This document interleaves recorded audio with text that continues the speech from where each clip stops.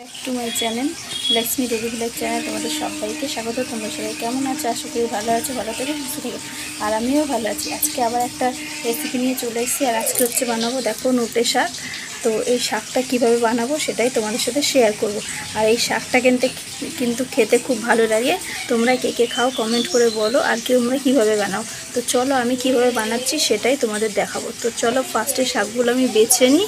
আর এই শাকটা কিন্তু সত্যি খুবই খেতে ভালো, আর খাওয়া শরীরের পক্ষে খুবই ভালো। তো চলো আগে আমি বেছে নিই শাকগুলো। তো বন্ধুরা দেখো, আমি শাকটা ভালোভাবে বেছে নিয়েছি। আর আমার শাক বাছা মানে অর্ধেক ফেলে দিই, মানে পোকা পাতা টাতা, তারপরে বুড়ো টুড়ো হয়ে গেলে সব ফেলে ফেলে দিয়ে বাছি। দেখলে তো কতগুলো শাক বাছার পরে দেখো এইটুকু হয়ে গেছে। তো চলো এবার আমি ধুয়ে শাকটা ভালোভাবে কেটে নেবো, তারপরে আবার আসছি।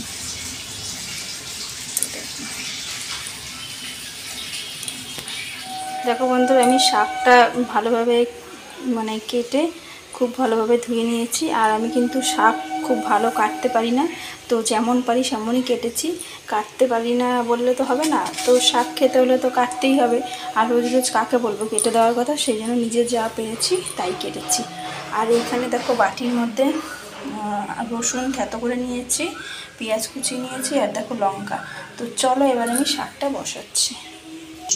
তো দেখো আমি কড়াই বসিয়েছি, আর কড়াইতে তেল বের আমি পেঁয়াজ রসুন আর লঙ্কাটা দিয়ে দেবো, দিয়ে ভাজা করে নেব।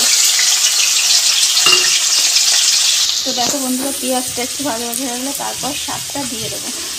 তো দেখো পেঁয়াজটা ভাজা হয়ে গেছে, এবার শাকটা দিয়ে দেবো আমি। তো দেখো শাকটা দিয়ে দিয়েছি।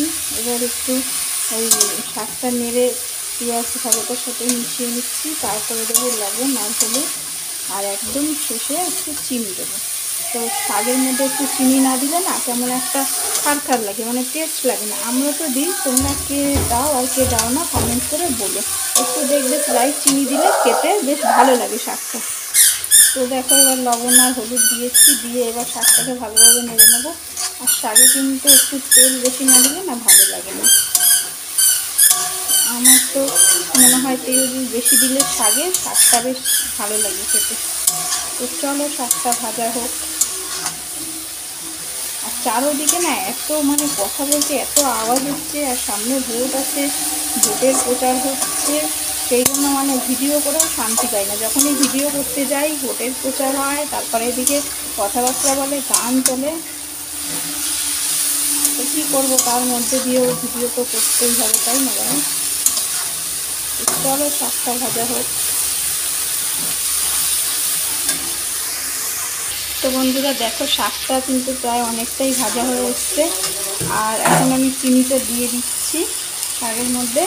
আর তোমরা একটা কথা বলি, তোমরা চেষ্টা করবে শাকটা যতটা পারবে একদম ঝিরিঝিরি করে কাটতে। আমি তো পারি না, তাই যেমন কেটেছি তেমনই কেটেছি। তার কারণ হচ্ছে ঝিরিঝিরি করে কাটলে কী হবে, শাকটা পুরো মিশে যাবে। আর এই শাকটা কিন্তু একটু মানে শক্ত শক্ত টাইপের হয়, সেই জন্য ঝিরিঝিরি করে কাটলে ভালো মিশে যায়। তো চলো চিনিটা দিলাম, এবার আরও একটু ভাজা ভাজা হবে। তো দেখো বন্ধুরা, শাকটা কিন্তু হয়ে গেছে, আর আমি নামিয়ে নিয়েছি।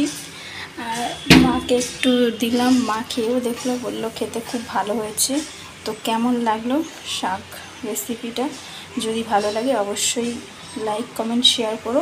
আর তোমরাও এইভাবে এই শাকটা রান্না করো, আশা করি ভালো লাগবে। আর যারা পছন্দ না করো তারা যদি এইভাবে বানায় তাহলে তারাও খেতে পছন্দ করবে। আর এইভাবে শাক রান্না করলে কিন্তু এক থালা ভাত খাওয়া যাবে গরম গরম। তো চলো আজকের মতন ভিডিওটা এখানেই এন্ড করছি। দেখা হচ্ছে আবার নেক্সট ভিডিওতে।